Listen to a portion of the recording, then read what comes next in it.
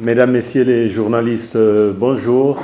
Auditrices et auditeurs de Guira FM, bienvenue à cette conférence de presse hebdomadaire de la MINUSCA. Je suis Vladimir Montero et ce matin nous parlerons bien évidemment de la planification de la transition de la MINUSCA et les activités menées par les différents bureaux de la MINUSCA dans les préfectures pour la mise en œuvre du mandat d'appui aux efforts du gouvernement. Permettez-moi, avant de poursuivre, et au nom de la représentante spéciale, présenter les condoléances aux familles des victimes de l'accident qui a eu lieu à Bimbo et souhaiter un prompt rétablissement aux blessés.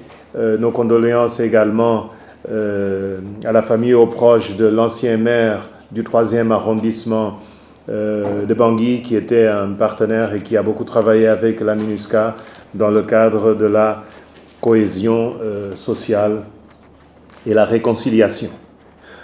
La MINUSCA et le gouvernement centrafricain réitèrent leur détermination à poursuivre conjointement le travail de planification de la transition de la mission, ainsi que leur collaboration pour consolider les avancées enregistrées par la République centrafricaine en termes de sécurité et de stabilité au profit de la population.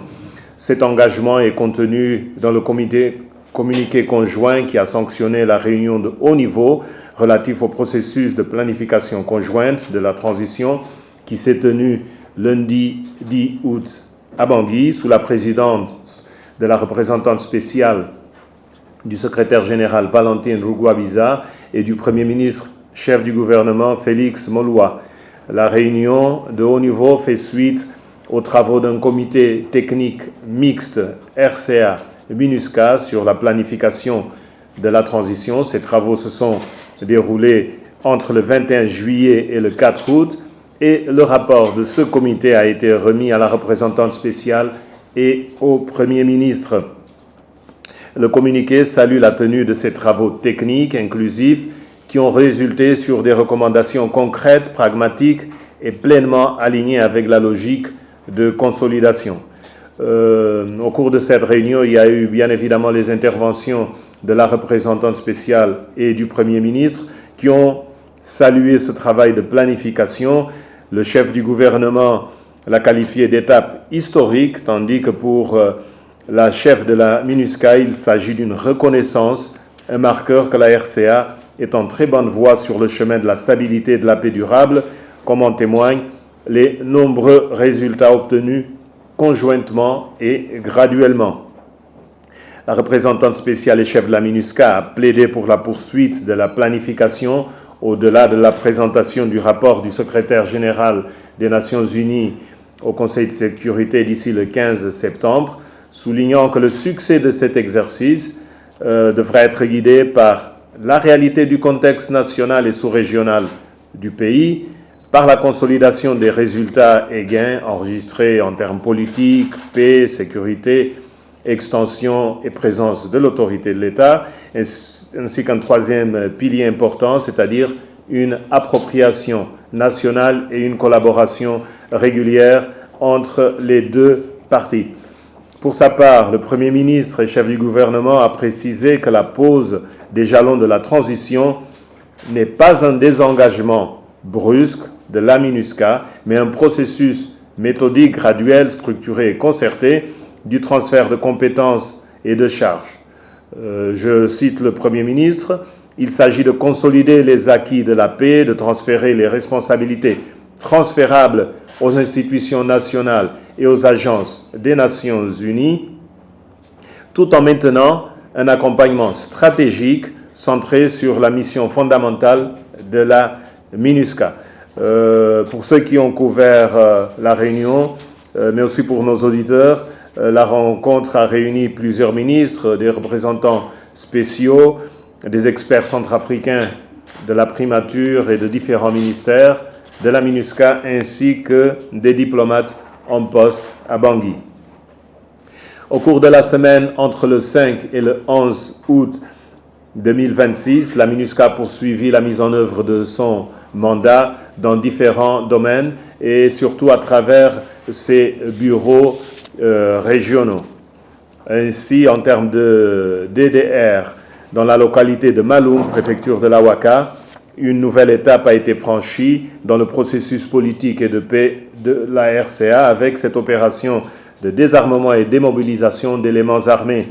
Un total de 69 ex-combattants, dont 62 de l'UPC et 7 anti-Balaka, ont été désarmés, tandis que 37 armes, 6 roquettes et 1800 munitions ont été sécurisées.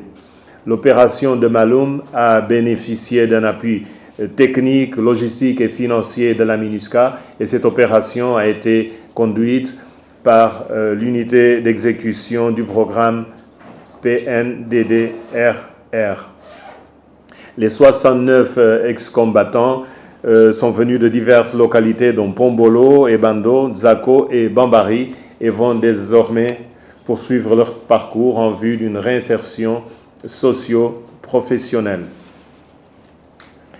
Dans la Vakaga, et nous allons maintenant vers le nord-est de la RCA, la force de la MINUSCA a renforcé sa présence à Amdafok tout en maintenant des patrouilles avec les FACA, des patrouilles conjointes ou coordonnées, ce qui contribue à prévenir des menaces et à faciliter la circulation des biens et des personnes. En plus de cet appui pour la protection des civils, la MINUSCA, à travers son bureau de Birao, a poursuivi son soutien à la réponse humanitaire, notamment en facilitant des vols réguliers pour le transport d'agents humanitaires et l'acheminement de l'assistance pour répondre aux besoins des populations affectées par le drame du 30 juin dernier. Toujours à Amdafok, et pour constater les progrès en termes sécuritaires, il y a eu une troisième mission dans la zone. Vous vous souvenez, il y a eu d'abord, il y a 2 semaines, celle du chef d'état-major des forces armées. Il y a eu ensuite celle de parlementaires. Et le 8 août, il y a eu une mission gouvernementale conduite par le ministre d'État, ministre de la Justice, avec d'autres ministres, dont celle de l'action humanitaire et du ministre chargé du DDRR. Ils ont pu constater les avancées dans la zone, notamment le renforcement des présences de la force et des forces de défense et de sécurité. Dans la Basse-Koto, le bureau de Bangassou a mené une mission conjointe avec la force, la police et les sections substantives. La mission, c'était à Mobaye et le but, c'était d'appuyer les efforts des autorités préfectorales en vue de la restauration de l'autorité de l'État, la promotion des droits de l'homme et la consolidation de la paix. En termes d'appui à la restauration et à l'extension de l'autorité de l'État, le bureau régional de Yadé a remis aux autorités préfectorales de Limpende un bâtiment administratif de la sous-préfecture de Talé.